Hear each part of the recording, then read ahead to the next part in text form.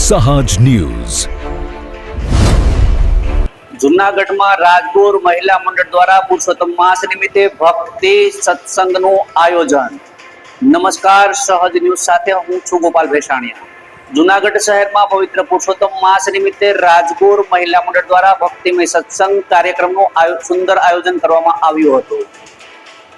ગીતાબેન રાજેશભાઈ ત્રિવેદીના નિવાસસ્થાને યોજાયેલા ધાર્મિક કાર્યક્રમમાં મહિલા મંડળની બહેનો મોટી સંખ્યામાં ઉપસ્થિત રહી હતી અને કાર્યક્રમ દરમિયાન ભજન, કીર્તન, સત્સંગ અને ધાર્મિક વિધિઓ દ્વારા સમગ્ર વાતાવરણ ભક્તિમય બની ગયું હતું. ઉપસ્થિત બહેનોએ ભાવભીની ભક્તિ સાથે પુરુષોત્તમ ભગવાનનું સ્મરણ કરી આધ્યાત્મિક આનંદનો અનુભવ કર્યો હતો.